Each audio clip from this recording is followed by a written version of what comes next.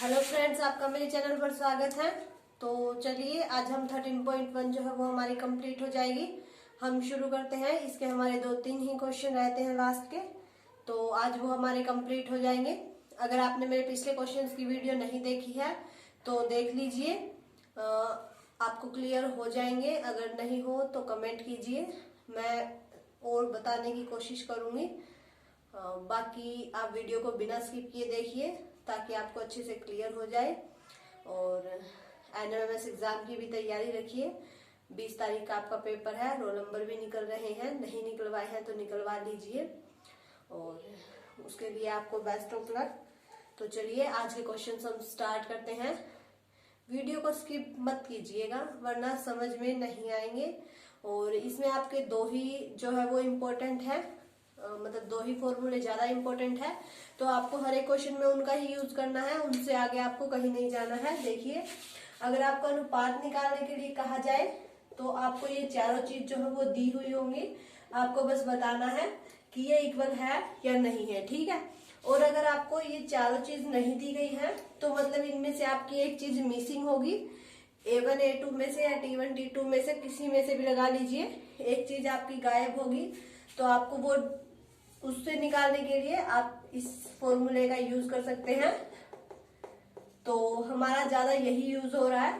तो देखिए, बस आपको इसमें ज्यादा कुछ नहीं करना है, बस ये 2 ही फॉर्मूले हैं इस एक्सरसाइज में। आपके जो फर्स्ट क्वेश्चन था उसमें आपका ये यूज हुआ था, उसमें आपकी चारों चीज दी गई थी और बाकी हर एक क्वेश्चन में यही यूज हो रहा है।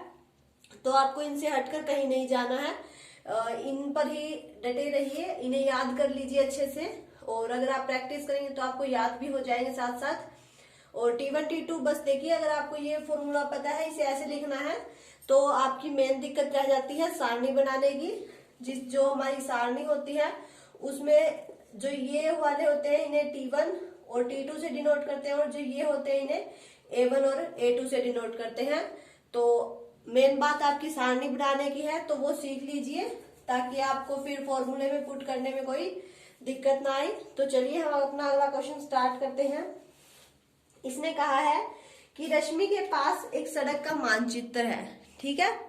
रश्मि कोई लड़की है, उसके पास एक सड़क है, मतलब सड़क का मान लीजिए ऐसे ऐसे करके सड़क का कोई मानचित्र दिया गया है, तो जिसका पैमाने में 1 सेंटीमीटर की दूरी 18 किलोमीटर निरूपित करती है। यानी कि जब हम 1 सेंटीमीटर की दूरी चलते हैं तो वो 18 किलोमीटर में 1 सेंटीमीटर हमारा होता है। तो वह उस सड़क पर अपनी गाड़ी से 72 किलोमीटर की दूरी तय करती है। इसने कहा है कि जब कोई गाड़ी है उस पर 18 किलोमीटर चलती है तो उसे 1 सेंटीमीटर के इक्वल माना जाता है, ठीक है। जब वो 18 सेंटीमीटर चलेगी, मतलब 18 किलोमीटर चलेगी, तब उसे 1 सेंटीमीटर के इक्वल माना जाएगा। तो अब इसने कहा है कि जब वह अपनी गाड़ी से 72 किलोमीटर की जो है वो दूरी तय करती है, तो उसके द्वारा तय की गई दूरी मानचित्र में क्या होगी, यानी कि सेंटीमीटर्स में हमें बतानी है कि उसके द्वारा तय की गई दूरी हमारी क्या होगी। तो पहले आप क्वेश्चन को अच्छी तरह से समझ लीजिए ताकि आपको कोई दिक्कत ना हो, ठीक है। सड़क का मानचित्र दिया गया है, उसमें ये कहा गया है कि जब वो 18 किलोमीटर की दूरी तय करेगी तब जाकर उसे 1 सेंटीमीटर माना जाएगा। तो अब इसने पूछा है कि जब उसने अपनी गाड़ी से 72 किलोमीटर की दूरी जो है वो तय कर ली है, तो उसने कितने सेंटीमीटर वो चली है, ये हमें बताना है। तो देखिए, आपका ये किलोमीटर वाला दोनों का दिया गया है, सेंटीमीटर इसका दिया गया है, ये हमें बताना है। तो आप देखिए, मतलब इस फॉर्मूले का हम यूज कर सकते हैं। 3 चीजें हमें दी गई है, एक हमें निकालनी है, ठीक है। तो देखिए, आप पहले इसकी सारणी बना लीजिए ऐसे करके, ठीक है। तो ये हमारा T1 और T2 होता है और ये A1 और A2 होता है, ठीक है। तो देखिए, 18 किलोमीटर जब वो चलती है तब 1 सेंटीमीटर चलती है। तो हमें बताना है कि जब वो 72 किलोमीटर चलेगी तो मतलब यहाँ कितनी दूरी तय करेगी। तो वो जो तय की गई, मतलब जो गाड़ी के द्वारा वो दूरी तय करेगी, गाड़ी के द्वारा तय की गई दूरी तो इसने बता रखा है 72 किलोमीटर है। मानचित्र में उसकी जो दूरी है वो हमें बतानी है, तो मानचित्र में उसकी दूरी हमने x मान ली, ठीक है। मानचित्र में दूरी उसकी हमने कितनी मान ली, x मान ली, यानी कि इसे हमने x से डिनोट कर लिया। तो ये तो जो आपका दिया गया है ना 18 और 72, ये तो आपकी जो है वो दूरी दी गई है किलोमीटर्स में, ठीक है, और ये आपकी सेंटीमीटर्स में दी गई है कि जब वो 18 किलोमीटर चलता है तब 1 सेंटीमीटर से माना जाएगा। तो हमें बता रहा है कि जब वो 72 चलेगा तब वो कितना चलेगा, ठीक है। अब देखिए, अब आपके लिए आसान होगा, ये T1 हो गया, ये T2, ये A1 और ये A2, बस इसमें पुट कर दीजिए। T1 बाय A1 यानी कि 18/1 और T2 बाय A2 यानी कि 72/x। अब क्या करना है आपको, क्रॉस मल्टीप्लाई करनी है, इसकी इसके साथ और इसकी इसके साथ। 18 की जब हम x के साथ मल्टीप्लाई करेंगे तो हमारा 18x होगा, और 72 की जब हम 1 के साथ करेंगे तो ये हमारा 18x इज इक्वल टू 72, तो x इज इक्वल टू 72/18, ठीक है। तो अब आप इसे जो है वो काट दीजिए, आपकी जो दूरी है वो आ जाएगी। तो देखिए 2 9 18, 2 3 6, 2 4 6 और 72 ही है आपका, गलती नहीं करनी, सॉरी, ये यहाँ पर 6 आएगा, 2 6 12 होता है हमारा, तो 9 4 36, तो x इज इक्वल टू आ जाएगा आपका 4 सेंटीमीटर, यानी कि यहाँ पर आपका क्या आ जाएगा 4 सेंटीमीटर। अब इसका देखिए हमने इसे सोल्व कर दिया, इसमें आपकी ये चीज दी गई थी कि जब वो 18 किलोमीटर चलेगी तब उसे 1 सेंटीमीटर माना जाएगा। हमें बताना है कि जब वो 72 किलोमीटर चलेगी तब वो कितने सेंटीमीटर तक दूरी तय करेगी। तो हमने इस तरह से इसकी सारणी बना ली, और जो दूरी हमें निकालनी है उसे हमने x मान लिया, और फिर इस फॉर्मूले में हमने पुट कर दिया, क्रॉस मल्टीप्लाई कर दी, आपका सोल्व हो गया। आप सीधा भी काट सकते हैं, 18 4 72, या फिर 2 से काट के फिर काट दीजिए, दोनों सेम ही आएंगे, ठीक है। तो x की वैल्यू जो है वो हमारी क्या आ जाएगी 4 सेंटीमीटर, यानी कि जब वो 18 चलती है तब उसे 1 सेंटीमीटर माना जाएगा, तो जब वो 72 किलोमीटर की दूरी तय कर लेगी तब उसे 4 सेंटीमीटर माना जाएगा। तो इस तरह से आप जो है वो इस फॉर्मूले से आसानी से क्वेश्चन सोल्व कर सकते हैं। तो चलिए इसी के साथ हम नेक्स्ट क्वेश्चन शुरू करते हैं। नेक्स्ट में है हमारा कि एक 5 मीटर और 60 सेंटीमीटर ऊर्ध्वाधर खंबे की छाया की लंबाई इतनी है तो उस पर ज्ञात कीजिए। उसमें आपके 2 पॉइंट्स दिए गए हैं, हमें 2 बताने हैं।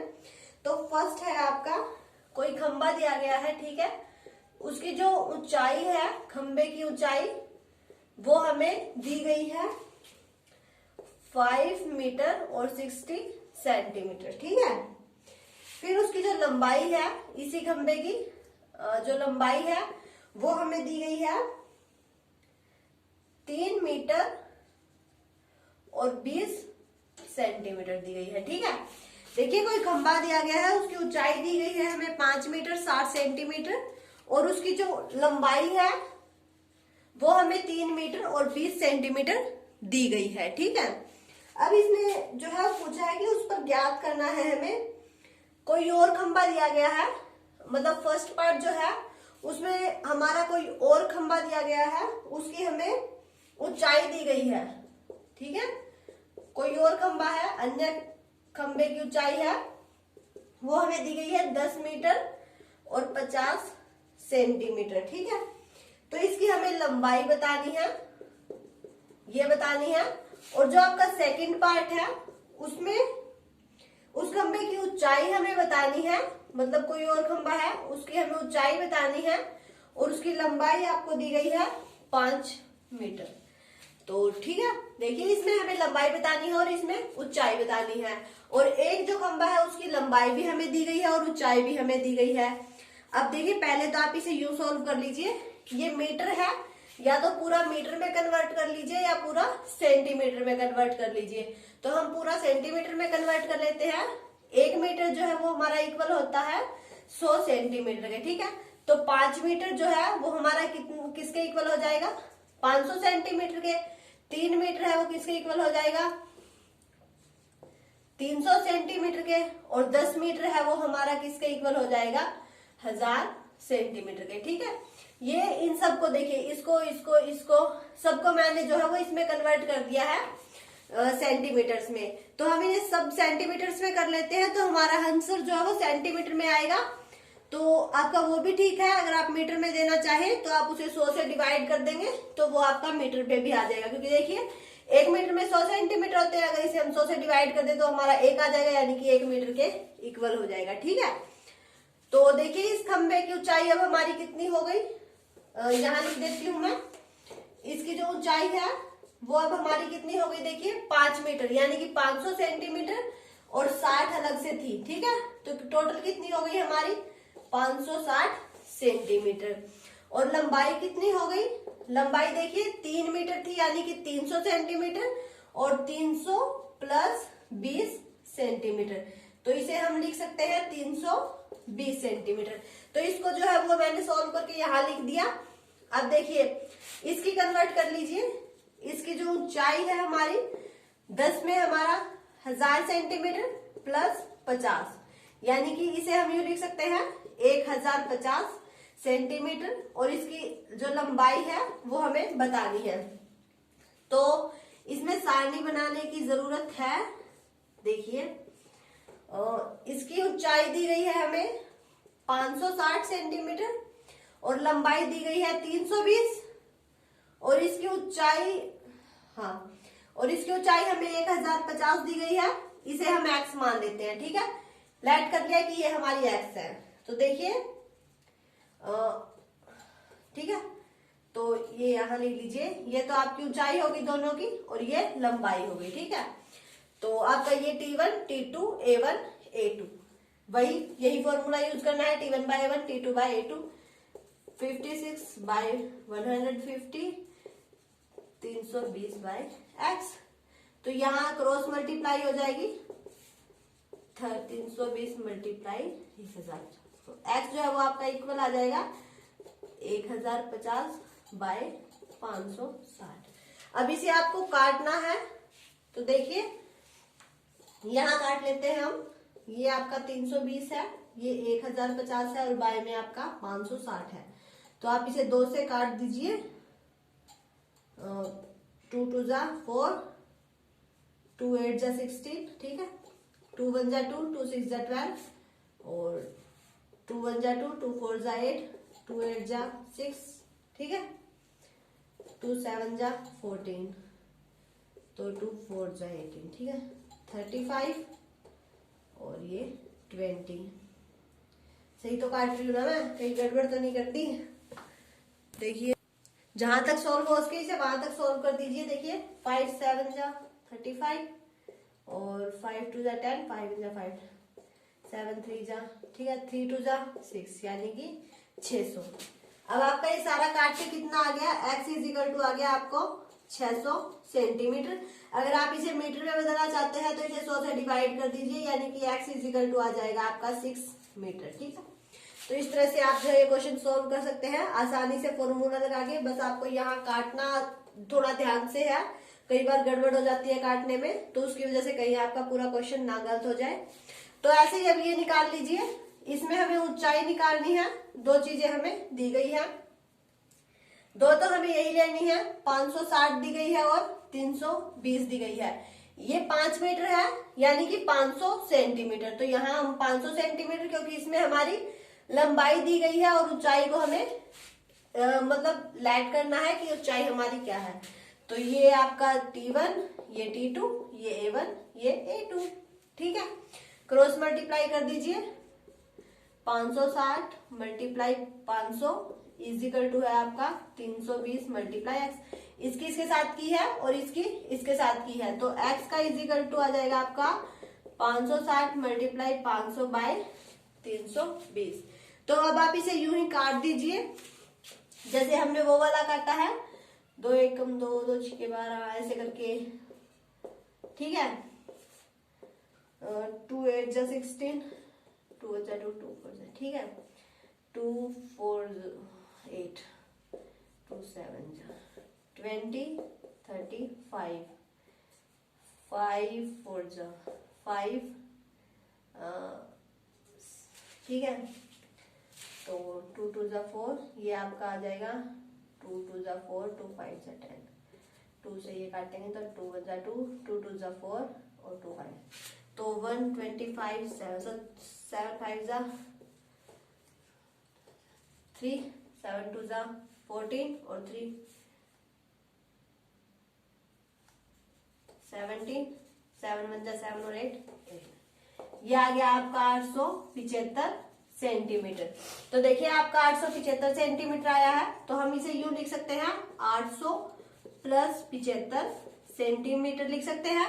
तो ये 800 है, इसे हम कन्वर्ट कर सकते हैं मीटर में, तो इसे हम 100 से डिवाइड कर देंगे तो x इक्वल टू आ जाएगा आपका 8 मीटर और 75 सेंटीमीटर। ठीक है, आपको क्वेश्चन अगर क्लियर नहीं हुआ है तो बता दीजिए, मैं इसे फिर से करवा दूंगी। बहुत आसान क्वेश्चन है।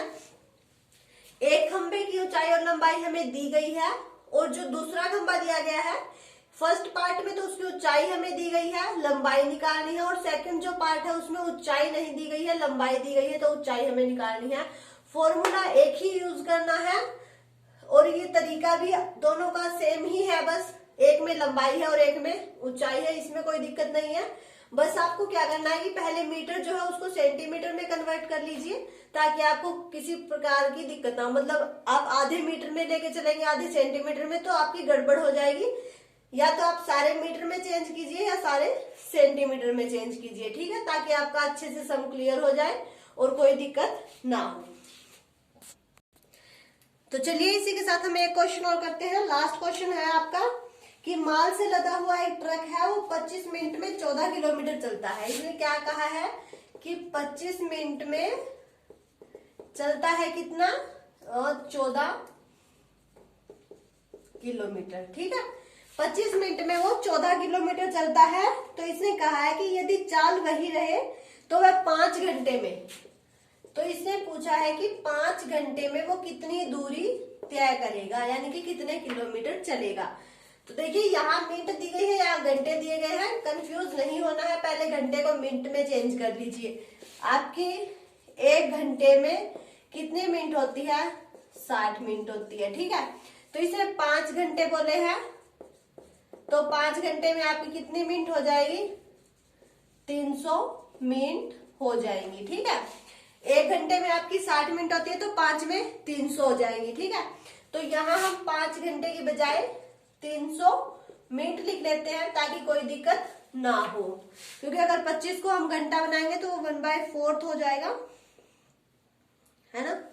तो इसलिए हमने इसे मिनट में चेंज कर लिया ताकि दिक्कत ना हो। तो देखिए अब आपकी 2 मिनट आपकी 2 दी गई है, ये आपका मतलब 2 चीज ये दी गई है और एक ये दी गई है और एक हमें निकालनी है। तो 25 मिनट में वो कितनी दूरी तय करेगा, हमने मान लिया कि 22 दूरी वो तय करेगा। अब इसे बस इस फॉर्मूले के हिसाब से सारणी बनाकर रख लीजिए।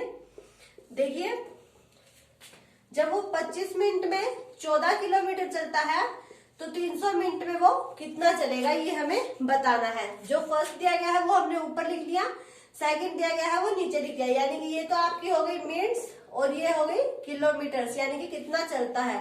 25 मिनट में 14 किलोमीटर चलता है तो 300 में कितना चलेगा। तो आप इस तरह से सारणी आसानी से बना सकते हैं।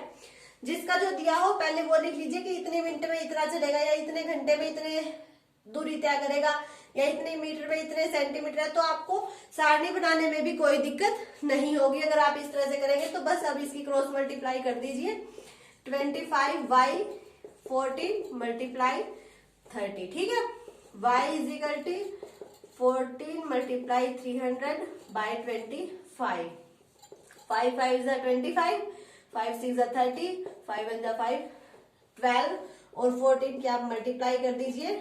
ठीक है, यानी कि y जो है वो हमारा इक्वल आ गया 168 किलोमीटर के। अब हम बता सकते हैं कि जो 25 मिनट में जब वो 14 किलोमीटर चला था तो 300 मिनट में यानी कि 5 घंटे में वो कितना चला होगा, 168 किलोमीटर। ठीक है, तो देखिए बस आपको क्या करना है, ये फॉर्मूला याद करना है, ये सारणी बनानी आनी चाहिए। उसके बाद आपको थोड़ी सी भी दिक्कत नहीं होगी। अगर आपको 2-3 चीजें दी गई हो और एक निकालनी हो तो आप इसी फॉर्मूले का यूज कीजिए। 13.1 जो है वो आसान हो जाएगी आपके लिए। बस आपको ये 2 फॉर्मूले याद होने चाहिए। अगर आपको वीडियो अच्छी लगे तो इसे शेयर जरूर कीजिएगा और लाइक भी कर दीजिएगा। और अगर आप मेरे चैनल पर नए हैं तो इसे सब्सक्राइब करके बेल आइकन दबा लें ताकि आपको मेरे आने वाले वीडियो के नोटिफिकेशन मिलते रहे और आप अपने एग्जाम की तैयारी जारी रख सके और जो है वो अपने सारे सम भी क्लियर अच्छे से कर सके।